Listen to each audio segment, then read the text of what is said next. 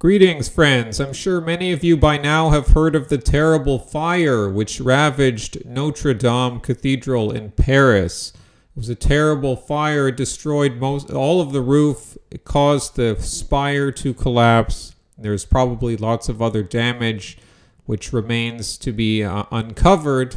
So a lot of the building was saved, but who knows what the restoration will look like. They may have to remove the organ because it may have gotten water on it. Now, the building itself was completed in the late 13th century. Well, there wasn't a certain time when it was completed in stages. Begun in about 1160 or 1163. So this is a thing that many generations worked on. It was, of course, the jewel of Paris for over 700 years now, about 760 odd years. And of course, it was a symbol of Catholicism and Christianity.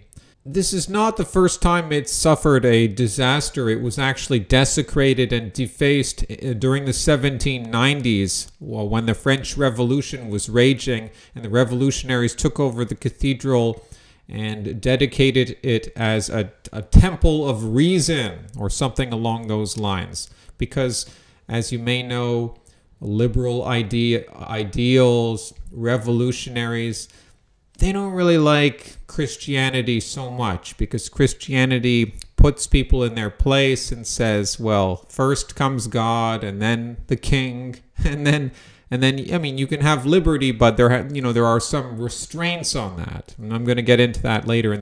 The main thing I wanted to say is that you should notice the hypocrisy of the establishment, political figures, media, in what they're saying in reaction to this event. People like Emmanuel Macron expressing solidarity and sadness. I went to his Twitter page. I don't have Twitter, but you can still go to his page. I listened to his 6-minute address because I can understand French well enough. And he's not mentioning Christianity. He's not saying anything religious. So keep that in mind. He's just expressing that this is a terrible event. And some people are saying, well, this is going to contribute to his downfall because the yellow vest protests, the Gilets jaunes, that has already hurt his popularity. Who knows? I don't know. And then other people are saying, oh, this is going to be a wake-up call to the West and to Christians. I don't know if it's going to be a wake-up call. I think you need real violence, to be honest. I don't advocate violence. I hope that doesn't happen. I think you need something more serious than this. But however, I could be wrong, because this is it would be like Westminster Abbey burning or the White House. Well, the White House is a bit more important because it's like if you actually killed the president. But it's similar along those lines. It's like a world-renowned landmark. So it may wake up a lot more people, but I'm not too optimistic. But anyways, the hypocrisy of the globalist media. I'll get to why it's hypocritical, but let's just look at a few tweets from some of the political leaders. Now, I have here in front of me an article by the Globe and Mail, which is a Canadian newspaper. This article just gives us a selection of what some public figures are saying, and of course we have the Pope. And that's not very important. He is, of course, expressing Christian language. Holy Mary, Our Lady, pray for us. At least he's saying something explicitly Christian. So, even though you can't trust Pope Francis because he's in league with leftists, he's very friendly with Islam. He's working with the globalists. And then we have the Queen of England. She does say, my thoughts and prayers are with those who worship at the cathedral. So, it has the semblance of being kind of religious, but not really, because no one's really religious anymore in the establishment. Donald Tusk, he's the president of the European Council, and again, he just says, you will rebuild your cathedral, so nothing surprising there, nothing religious. And then look at this, Donald Trump, God bless the people of France. Well, that's more religious or spiritual than any of these other people, and it's more spiritual and Christian than anything Emmanuel Macron, leader of France, anything he said. Justin Trudeau, blah, blah, blah. Yeah, absolutely heartbreaking. That's because he's a pussy. No, I mean, it is heartbreaking, but you know what I mean. He's a pussy, so he talks about just emotional stuff, and that's all he knows how to express is just emotional things. But nothing Christian at all. Francois Legault, he's some politician leader in... is he the leader of Quebec? He might be. But it doesn't matter. He doesn't say anything. Les terribles images qui nous proviennent de Paris me touchent profondément. Notre-Dame de Paris est un joyau. It's a jewel. J'ai une pensée pour les Parisiens aujourd'hui et pour les pompiers qui combattent les flammes. I have a thought or something like that. I'm thinking of the Parisians. Okay, nothing really religious or Christian there. And Doug Ford, Premier of Ontario, because we have a Premier, we don't have a Governor, because this is Canada. As we watch this tragic fire engulf Notre Dame, we're saddened by the damage to this beautiful cathedral, but during Holy Week, we are reminded of Christ's love for humanity that knows no bounds. My thoughts are with all Parisians and Catholics around the world today. So, I don't know about the whole Holy Week thing. I guess that's a Catholic thing. I don't know if Doug Ford is Catholic. But here we have in this, again, this is just a selection. So, I mean, I don't know what other leaders are saying. But it's interesting that in this selection, the only figures saying explicitly Christian things are the populists like Doug Ford and Donald Trump. So why is that? Why are the populists not afraid to say things like God and invoking God, or actually using Christian language, mentioning Jesus? The globalists, everyone else in the establishment, they don't mention any of that stuff because they are hypocrites in the sense of expressing sadness. They should, the truth is that Christianity is a barrier to their goals of destroying Western civilization, or at least subjugating Western civilization. It is the strongest pillar of Western civilization amongst, the European ethnicity and Greco-Roman, traditions. Christianity has gotten us through more than 1,000 years. It presided over the expansion of the West.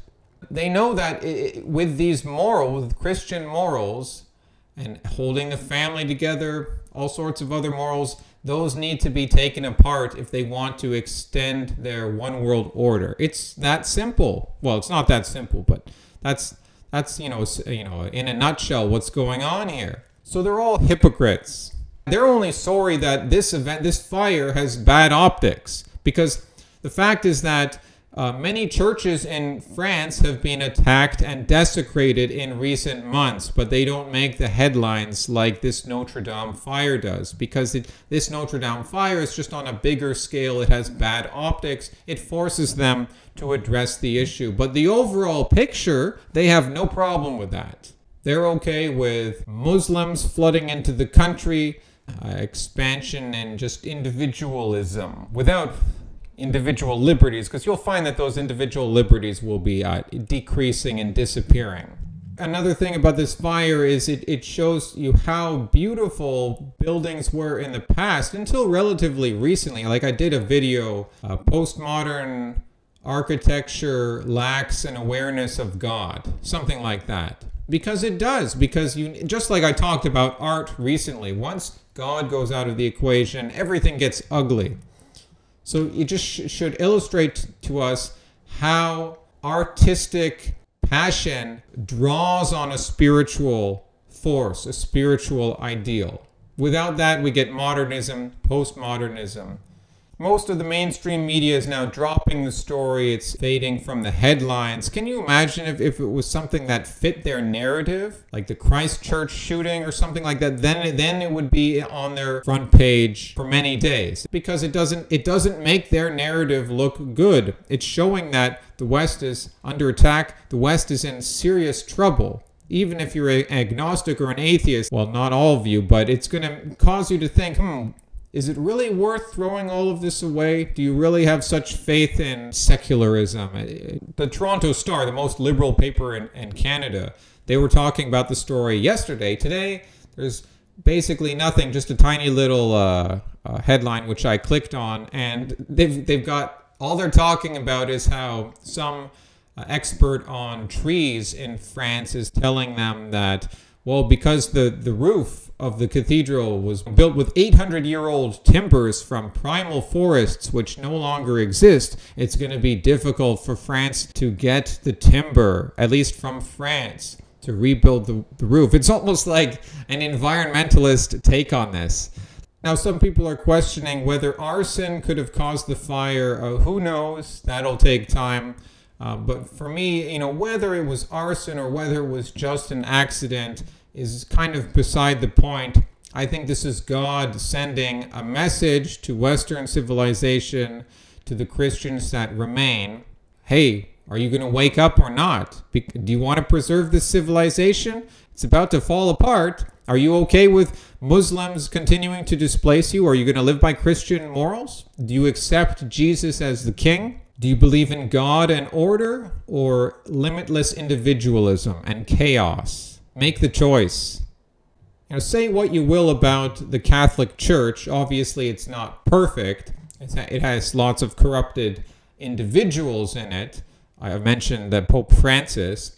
But don't make the mistake that the institution itself isn't necessarily a bad thing. It's on the whole, it's being a force for good. We're better off that this institution has existed than if it never existed, because then we would have still been in paganism, because there was no Protestantism until the 1500s. And by the way, I'm no longer thinking Protestantism because J. Dyer is just such a good philosopher. He's making me think that Orthodox Christianity actually makes the most sense. But it doesn't matter, because all Christians can have some commonality, and we should all support our fellow Christians. If you believe Jesus is the king and you believe in truth and speaking the truth, and you shouldn't get caught up on petty differences over this doctrine and that doctrine. I mean, there are greater things tying us together, which makes the West the West. Sure, the Catholics have lots of problems. Protestants are cucked too. We have a huge problem in Christianity with cucked individuals. And we need that wake-up call.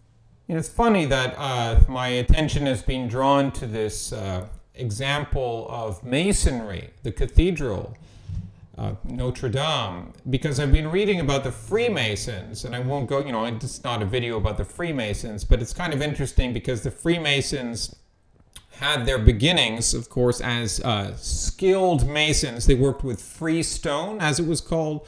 So they had the best technical knowledge. They came from the Middle Ages. They proceeded from a godly world, and they made order. They formed in a world where God was supreme, then the king, then the nobles, and everyone else. And so basically they were working on structures like cathedrals, so bridges, other more practical things too, but often churches, to glorify God. And then over time, the Freemasons morphed into this kind of a different motive. They no longer took on just Masons, they took on nobles and dukes and all sorts of other people who were interested in power, in liberty. Not so much the English Freemasons, but especially in continental Europe, they became associated with revolutions. Some of them royalists, some of them revolutionaries, but they all became hungering after power. They always wanted to be on the winning side. They're associated with deism, like, all the religions are just the same and God is not involved in the world. It's just like a clockwork world, and we just have to understand the natural laws, and a depersonalized God. He's just the grand architect. He's not listening to your prayers. He probably doesn't intervene anymore. And then that includes also even atheism later. In Freemasonry, we see deism giving rise to the revolutionary movements of the French Revolution, more revolutions in the 19th century when atheism proper really takes hold. And then that carries forward into the chaos of the 20th century, the world wars, Nietzsche. I don't know about in the 20th century, because eventually the Catholic Church, they had the Vatican II, and then that wasn't so good.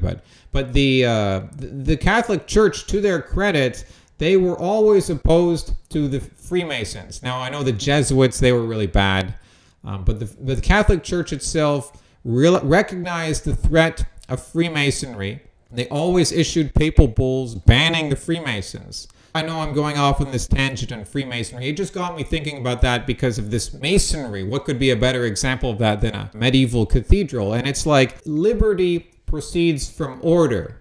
Keep that in mind. Liberty proceeds from order. You can't have liberty first.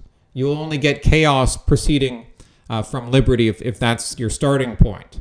You know, the Freemasons, which we can take to mean modern liberalism, globalism, all of that, they benefited from order, but then, due to their own desires, they helped to overturn this order, and now we have an increasing lack of liberty.